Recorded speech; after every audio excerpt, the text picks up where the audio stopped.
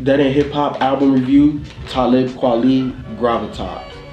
Talib's a legend, definitely one of the best to ever do it, but you know, he's kind of been in the background for me. Like, I haven't really been thinking about Talib. So honestly, this album definitely caught me by surprise. In terms of the production, very varied.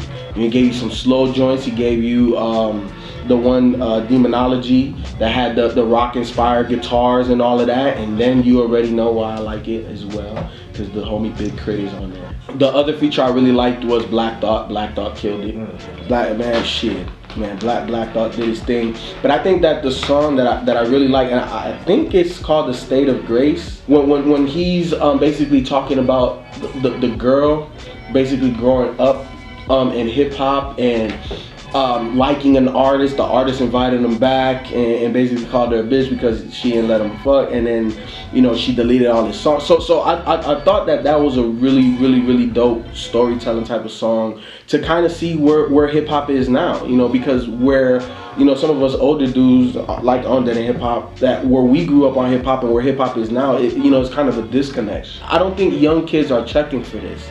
I don't think that young kids would just go out and listen to a Talib Kweli album, and I feel like this album will do more for them than it does for, because we kind of know who Talib is. We kind of expect this type of lyricism and the beat selection and just the damn near perfect album, but I don't think that kids are really checking for this, and the messages that he has in this album, I think the youth needs it more, and I just don't know if they are willing to listen to it and really digest it. Even though he put the UnderAchievers on there?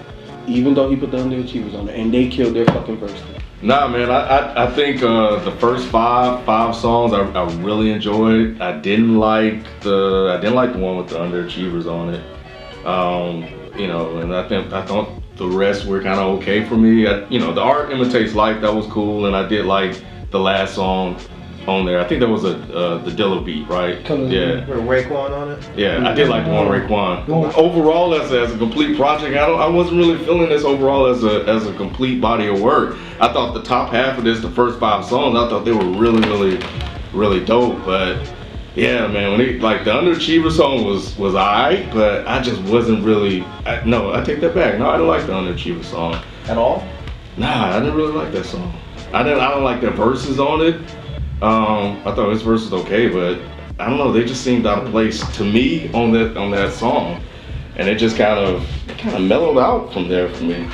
You know, this album, it just kind of, yeah. You know, the only song that and Talib has some fucking dope ass motherfucking albums. Like he does. His discography is incredible. So what was it really that held it back for you? Because you really didn't touch on just that. The middle piece. But what about it though? Like the production, the lyrics. Is that what it was? You said it mellowed out. Yeah, it just kind of fell off. I think maybe I didn't like the production a little as much as I liked the first 5 songs. You know, I think the way him and Raekwon was going back and forth on Violations, I thought that was dope. I love the message in State of Grace. I like the hook. I like what she did with the hook. I thought the intro was dope. Of course, the one with Gary Clark on the guitar and creating him on the second track. Like those first 5 songs, I was like, man, this shit is good, man. And then, you know, Rare Portraits is probably my favorite song on the whole album. Yeah, Rare Portraits. Yeah, that shit is crazy. And unfortunately, that was the one before the one with the UnderAchievers. And then that song came on, I was like, okay, you know, this is alright. Then it got to the other songs, like, okay, this one is The Wormhole. I was like, okay, this is alright. Then it got to the one with Rez. Wait, I'm sorry. Go ahead, I'm sorry. I was like, okay, this is alright too, but it kind of lost that momentum for me with the first 5, and then it kind of got to the middle of the album, or the first, the remaining 3 after that, and it just kind of mellowed out a little bit as far as momentum and pace. I disagree with Ken. I think I like this. I enjoy this better than Prisoner of Conscience. I mean, that's just, let's get that out the way. For him releasing 2 albums in 2013. I thought this album flowed pretty good. I think starting off with the Crisis produced inner monologue, I thought that was dope. I thought how it finished out with the piano sampling and the singing, I thought that was cool. Yeah, Real Purchase is that. I think that's like one of my favorite joints on there. How he kind of how the storytelling, how him coming up during this era in the the mid '90s, late '90s, how that Black Star era and stuff. I thought that was dope as hell. The Illuminati track too was a little fresh. The Illuminati, it was good. I was on that particular track. I was a little disappointed in Oh No's production on that song. I like the song. I like what he was spitting because a lot of that stuff I was agreeing with. Yeah. But I was disappointed with Oh No on that song. But Oh No, he got it back together on Art Imitates Life. I thought Oh No redeemed himself really well on that joint. And of course, Black Thought. Oh yeah. Black Thought is like my top 5 like ever. So of course that. What else? I thought Underachievers was cool. I just thought the production on that joint was a little off. The song is still cool. It's not like a horrible song where I'm just gonna skip it. I still enjoy it, but the production could have been a little bit better. I love Dilla gave me that little Fantastic Volume 2 feel on Colors of You. I like that joint. I thought the album flowed real well. I thought this was his makeup. Okay, I'm gonna give y'all fans this. He released a trick on his website. Look, I'm sorry for Prisoner of Consciousness. I'm giving y'all this dope album that I made. Quick 11 tracks, 12 tracks on there. Yeah, I thought it was good. It wasn't really no like whack song that I just didn't like. I thought this project was pretty solid, man. I thought it was a really good solid project from Talib Kweli, man. I enjoyed it. Like I said, it flowed well.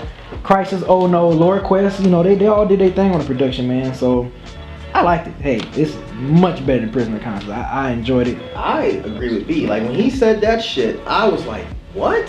This is Talib's worst album? Did you hear Prisoner of Conscience?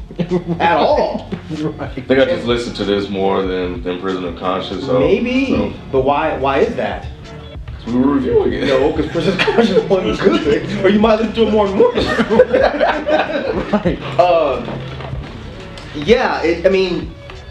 So when Talib announced that he was putting this out, I never ever get worried about Talib on a Talib project. I only get worried about the production because that is what's going to, he's like Nas. That's what's gonna make or break his album. If he has good production, it's gonna be a great album. If he has shitty production, it's gonna be a shitty album. With Prisoner of Consciousness, I did not like that album. He was trying to do new things. He sounded out of his comfort zone. He didn't sound comfortable at all. And the songs just did not work. With Gravitas, it was like, look, exactly like B said, I gave y'all, I don't wanna say it's a bullshit project, but I gave you this project, it didn't quite work, so now I'm giving you guys what you know of Talib Kweli, which is dope beats and this motherfucker rhyming. The thing that sucks about, like the paradox with Talib is that when he gives you a project that is out of his normal boundaries, you look at it and you're just like, this doesn't work. I don't like it. Yeah. But then when he gives you the sound that you're used to, he gets labeled one-dimensional.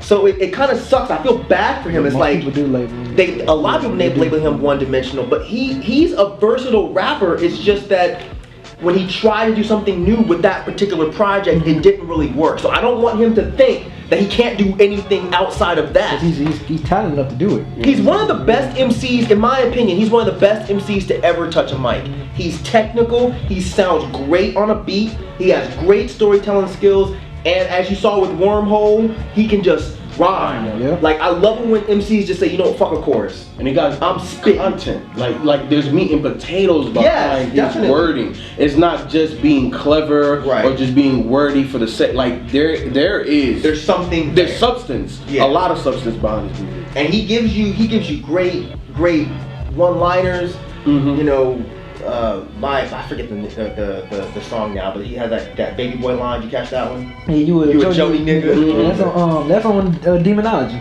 Yeah, maybe it was. Big Crit. Yeah. And you got that Jody Hustle flow. Baby Jody flow. You got that Jody Hustle. Something like that. You got that. I thought you said you got that baby boy hustle. You a Jody nigga. Yeah, that's what it was. He had the other line about all my cocktails and Molotov. Like he's such a dope rapper. So this project, I thought it was great. But here's the other thing with this project. It's not doing anything new for Talib. So it's just like any other Talib album in his catalog, except for Prisoner of Consciousness. That's what kind of is hard about this. But I don't know if I want him to do anything new though. Do you? But yeah.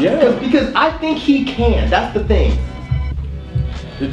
He just has to. No, this is just throwing me off. I think he can do it. It's just I think he tried it, but it just didn't work with that one project.